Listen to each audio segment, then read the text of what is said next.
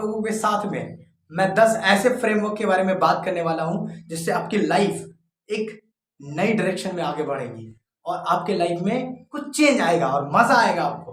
तो बड़े प्यार से और बड़े अच्छे तरीके से समझिएगा कि मैं बताने क्या वाला हूं। तो अगर इन 10 फ्रेमवर्क की बात करूं तो मैं एक एक करके बता रहा हूं, आसानी से आपको समझ में आएगी। अगर सबसे पहले फ्रेमवर्क की बात करें वो है टाइम मैनेजमेंट, जिसका एग्जांपल अगर बोलूं तो हॉस्पिटल्स। अब हॉस्पिटल्स जरूर गए होंगे कभी ना कभी। हॉस्पिटल्स में क्या होता है, टाइम को बहुत ही ज्यादा बारीकी से मैनेज किया जाता है। अगर आप देखेंगे कोई पेशेंट है, इमरजेंसी है तो इमरजेंसी है। अगर किसी पेशेंट को अभी जरूरी है उनकी ट्रीटमेंट के लिए तो उन्हें अभी जरूरी है। और अगर वो डॉक्टर बोले कि नहीं भाई तेरे को बाद में देख लेंगे, अभी मेरे पास टाइम नहीं है, तो इसका मतलब है उनके अंदर ये टाइम मैनेजमेंट वाली क्वालिटी नहीं है, ये फ्रेमवर्क उन्हें पता ही नहीं है और ऐसा हॉस्पिटल अच्छा नहीं कहलाएगा।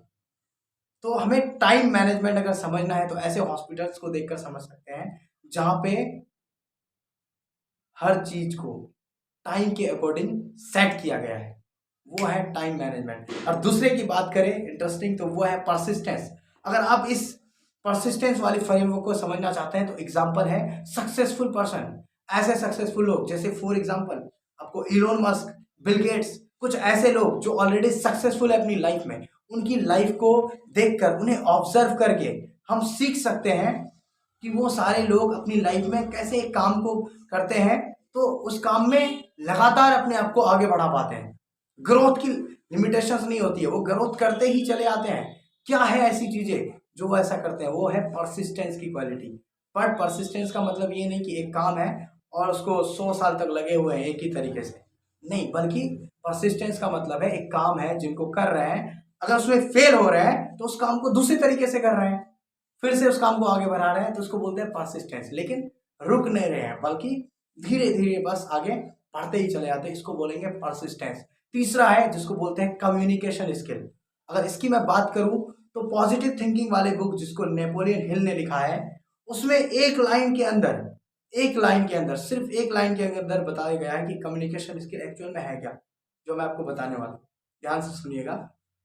जिसमें बोला गया है कि आप जो चाहते हैं कि आपसे लोग कैसे बात करें वैसे ही आप लोगों से बात करो।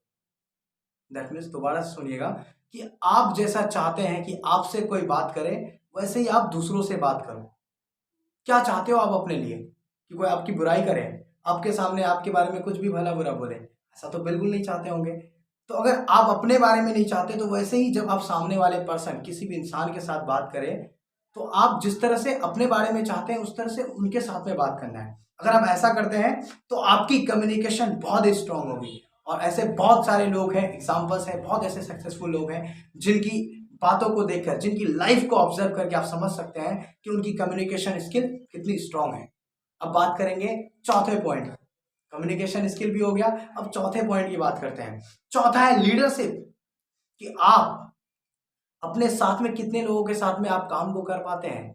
किसी काम को करने के लिए आप कितने लोगों से अपने काम को करवा पाते हैं, कितने लोग आप पे विश्वास करते हैं। अगर आपकी कम्युनिकेशन अच्छी है, वो तीसरे फ्रेमवर्क की बात करता हूं, अगर आपकी कम्युनिकेशन अच्छी है, आप बात करते हैं अच्छे से, प्यार से, बड़े ही प्यार से, और लोगों से बिल्कुल ही हल्के फुल्के रहते हैं और बात करते हैं, तो वो सारे लोग आपके साथ जुड़ जाते हैं। और आप अगर उनको कुछ कहेंगे तो वो ना नहीं कहेंगे बल्कि आपका काम कर देंगे। और ऐसे लोग, वो जो लोग आपके साथ में काम करेंगे, जो कुछ करेंगे, तो ऐसा नहीं है कि वो लाइफ में आगे नहीं बढ़ पाएंगे, उनकी लाइफ में भी चेंज आएगा, वो भी कुछ सीख पाएंगे, वो भी कुछ लर्निंग एटीट्यूड्स के साथ में अपने काम को आगे बढ़ा पाएंगे, ऑफकोर्स बढ़ा पाएंगे। तो ये था चौथा जिसको लीडरशिप बोलते हैं। अब पांचवें पॉइंट की बात करते हैं। पांचवें पॉइंट की बात, पांच है आपका फ्रेमवर्क जिसको बोलते हैं, बहुत इंटरेस्टिंग है ये, ध्यान से सुनिएगा, इसको बोलते हैं एनालिटिकल स्किल। क्या बोलते हैं? Analytical skill. एक ऐसी स्किल जो हर इंसान में होना, अभी ऐसा जो अभी का जो समय चल रहा है इसके अकॉर्डिंग, 21st सेंचुरी अभी जो चल रहा है इसके अकॉर्डिंग आपको बहुत ही ज्यादा जरूरत पड़ने वाला है इस स्किल की। एनालिटिकल थिंकिंग का एग्जाम्पल अगर बोलूँ तो एक क्रिकेट या स्पोर्ट्स में इसके एग्जाम्पल आपको बड़े क्लियर तरीके से दिखेंगे कि एनालिटिकल स्किल क्या है। उसके अंदर एनालिटिकल स्किल ये है कि आपको अपनी लाइफ के जो काम है, उन काम के लिए, जो बाहर की दुनिया के काम है, उनके लिए आप डाटाबेस काम कर रहे हैं, डाटा के अकॉर्डिंग, क्योंकि बेटा झूठ बोल सकता है, डाटा नहीं झूठ बोल सकता। इसको बोलेंगे एनालिटिकल स्किल।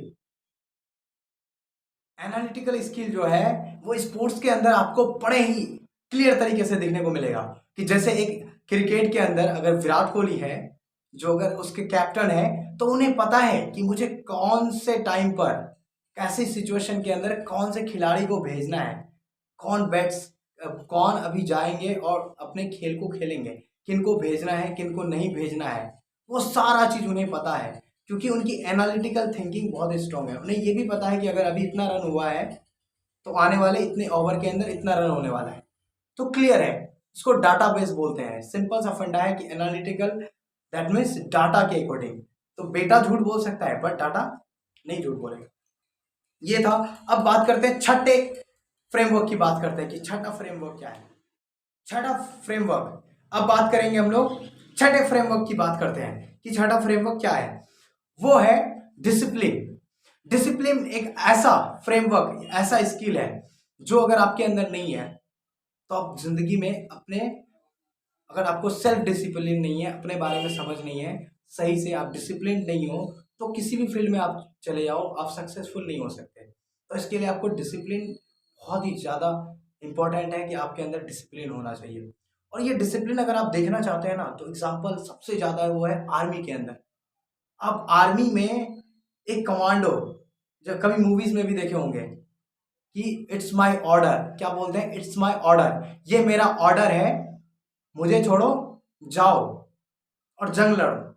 इसका मतलब है कि ऐसे कि एक एक बात बोलते ही, बस एक बार बोलने की जरूरत है, बोलते ही सारे लोग अपनी जान देने के लिए भी रेडी हो जाते हैं। इसको बोलते हैं डिसिप्लिन, जो आर्मी के अंदर बहुत ही ज्यादा स्ट्रांग है। तो उनसे हम डिसिप्लिन सीख सकते हैं और अपनी लाइफ में अप्लाई कर सकते हैं। अब सातवें की बात करेंगे तो सातवां है जिसको बोलते हैं टीम वर्क स्किल। एक ऐसा स्किल जो हर किसी के अंदर होना ही चाहिए।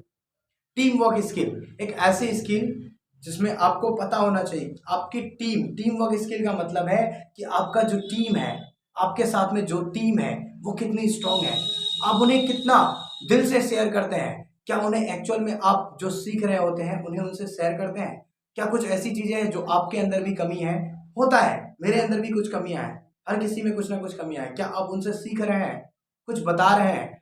अगर आप किसी को कुछ फ्री में बता सकते हैं, सिखा सकते हैं और किसी के पैर पकड़कर भी अगर कुछ ऐसा जो सीखने लायक हो और सीख सकते हैं, तो आपकी जो है टीम वर्क स्किल बहुत ही ज़्यादा स्ट्रांग हो जाएगी, जिससे आप अपनी लाइफ में आगे तक बढ़ सकते हैं, आगे तक जा सकते हैं। और उसके बाद बात करेंगे आठवें पॉइंट की, बात करेंगे आठवां जो फ्रेमवर्क है वो है रिस्क टेकिंग। इसका सबसे बड़ा एग्जाम्पल आपको अगर बताऊं तो वो आपको सिलिकॉन वैली के अंदर देखने को मिल जाएगा, रिस्क टेकिंग। लेकिन ऐसा रिस्क का मतलब होता है कि रिस्क लेना, यानी कि कोई काम है जिससे आपको डर लगता है लेकिन फिर भी आप उसको करते हो, तो उसको रिस्क टेकिंग बोलेंगे। लेकिन आप रिस्क ले रहे हो लेकिन कैलकुलेटेड रिस्क लेना है। ऐसा नहीं कि कुछ भी करना है कि छत पे गए और उसके बाद वहां से कूद गए, अरे भाई मर जाओगे, ठीक है, मर जाओगे, फिर आगे नहीं बढ़ सकते। तो इसके लिए आपको क्या करना है, रिस्क टेकिंग मतलब कैलकुलेटेड, कि आपको देखना है कि भाई अगर मुझे कूदना भी है छत से तो नीचे गद्दा लगा दो ना, कर दो ना, क्या दिक्कत है, अपनी इंटेलिजेंस को यूज करो, वो कर दो, उसके बाद कूदो। तो ये हुआ कैलकुलेटेड रिस्क, यानी रिस्क लेना है उतना ही लेना है जितना अपनी एबिलिटी है, वो देख कर लेना है। उसके बाद आता है नवा पॉइंट आता है जिसको बोलेंगे इनोवेटिव थिंकिंग। इसे हम लोग क्वेश्चनिंग थिंकिंग भी बोल सकते हैं, इनोवेटिव थिंकिंग, कि कुछ चीजें जो हो चुकी है, कुछ चीजें जो आपके पास में है, लेकिन आप फिर भी अपने लाइफ को इनोवेटिव कर, मतलब कुछ इनोवेट कर रहे हैं, कुछ डिस्कवर कर रहे हैं, कुछ नया सोच रहे हैं। क्वेश्चनिंग, ये अगर बोलूँ तो इट्स ऑल अबाउट क्वेश्चनिंग। अगर आपका माइंड क्वेश्चनिंग माइंड है, आप हर चीज के अंदर एक सवाल पूछते हैं, एक इंपॉर्टेंट सवाल पूछते हैं, ऐसा सवाल जिसका जवाब बहुत ही इंटरेस्टिंग होता है, ऐसा सवाल पूछते हैं जिससे कुछ नया निकल कर आता है, कुछ नया इनोवेट होता है, इसे बोलेंगे इनोवेटिव थिंकिंग, जो हर एक सक्सेसफुल एंटरप्रेन्योर और हर एक सक्सेसफुल पर्सन के अंदर आपको देखने को मिलेंगी ही मिलेंगी। 10वां पॉइंट है जिसको बोलते हैं एग्जीक्यूशन। एग्जीक्यूशन मतलब इम्प्लीमेंटेशन। दैट मीन्स अगर आप पूरी की पूरी 10 फ्रेमवर्क को, यानी कि 9 फ्रेमवर्क को अगर आप समझ भी गए, लेकिन ये 10वां फ्रेमवर्क अगर आपने अप्लाई नहीं किया तो समझ लिए कि आपने कुछ नहीं किया। तो आपको क्या करना है कि ये 9 जो फ्रेमवर्क है इन सभी को अपनी जिंदगी के अंदर उतारना है। बहुत सारी ऐसी 9 फ्रेमवर्क में से कुछ ऐसी क्वालिटीज है जो ऑलरेडी आपके अंदर है, कुछ कम है, कुछ ज़्यादा है। हो सकता है आपके टाइम मैनेजमेंट की क्वालिटी है आपके अंदर, टीम वर्क की क्वालिटी है आपके अंदर, कम्युनिकेशन स्किल की भी क्वालिटी है, लेकिन अगर कम है तो उन्हें बढ़ाना है। उसके अंदर अपने आप को परसिस्टेंस आगे बढ़ते आना है। तो जितने भी 10 फ्रेमवर्क मैंने बताया, जब आप इन 10 के 10 फ्रेमवर्क को अपनी लाइफ के अंदर धीरे धीरे अप्लाई करते चले जाएंगे, छोटे छोटे स्टेप्स लेते चले जाएंगे, तो आपके लाइफ के अंदर अपने आप ही एक बहुत बड़ा चेंज आएगा और फिर आपको जिंदगी जीने में मजा भी आएगा।